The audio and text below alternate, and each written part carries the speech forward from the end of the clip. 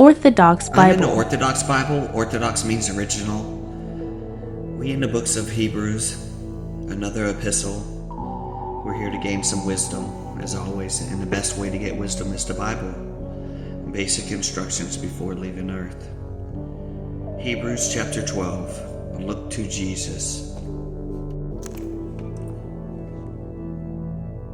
Therefore, we also, since we are surrounded by so great a cloud of witnesses, let us lay aside every weight and the sin which so easily ensnares us. Let us run with endurance the race that is set before us, looking unto Jesus, the author and finisher of our faith, who for the joy that was set before him endured the cross, despising the shame, and has sat down at the right hand of the throne of God. Do not despise God's chastening. Chapter 12, verse 3. For consider him who endured such hostility from sinners against himself, lest you become weary and discouraged in your souls. You have not yet resisted to bloodthirst and bloodshed, striving against sin. You have forgotten the exhortations which speaks to you as a son. My son, do not despise the chastening of the Lord, nor be discouraged when you are rebuked by him. For whom the Lord loves, he chastens and scourges every son in whom he receives. If you endure chastening, God deals with you as with the sons. For what son is there whom a father does not chasten? But if you are without chastening, of which all have become partakers, then you are illegitimate and not sons. Furthermore, we have had human fathers who corrected us, and we paid them respect. Shall we not much more reasonably be in subjection to the Father of spirits and live?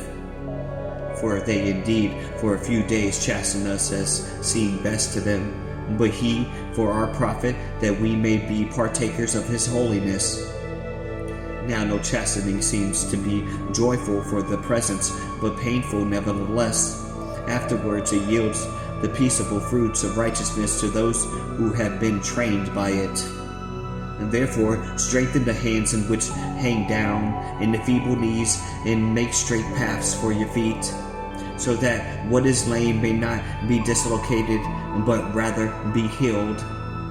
Pursue peace with all people and holiness, without which no one will see the Lord. Looking carefully lest anyone fall short of the grace of God, lest any root of bitterness springing up cause trouble, and by this many become defiled, lest there be any fornicators or profane persons like Esau, who for one morsel of food sold his birthright. For you know that afterwards, when he wanted to inherit the blessing, he was rejected. For he found no place for repentance, though he sought it diligently with tears. The Heavenly Jerusalem, chapter 12, verse 18. For you have not come to the mountain that may be touched and that was burned with fire, into blackness and darkness and tempest, and the sound of a trumpet and the voice of words, so that those who heard it begged that the word should not be spoken to them any more, for they could not endure what was commanded. And if so much as a beast touches the mountain, it should be stoned or shot with an arrow. And so terrifying was the sight that Moses said, I am exceedingly afraid and trembling. But you have come to Mount Zion, and to the city of the living God, the heavenly Jerusalem, and to an immersible company of angels, to the general assembly in the church of the firstborn, who are registered in heaven, to God, the judge of all, and to the spirit of just men made perfect, to Jesus, the mediator of the new covenant, and to the blood of sprinkling that speaks better things than that of Abel. See that you do not refuse him who speaks, for if they did not escape who refused him who spoke on earth, much more shall we not escape if we turn away from him who speaks from heaven, whose voice then shook the earth, but now he has promised, saying, Yet once more I shake not only the earth, but also heaven. Now this yet once more indicates that removal of those things that are being shaken, and as of things that are made, that the things which cannot be shaken may remain. The purity of Christian community. Chapter 12, verse 28. Therefore, since we are receiving a kingdom which cannot be shaken, let us have grace by which we may serve God acceptably, with reverence of godly fear, for our God is a consuming fire. Quick study, chapter 12, verse 4 through 11. Unpleasant circumstances which tempt us to complain may be the chastening of the Lord.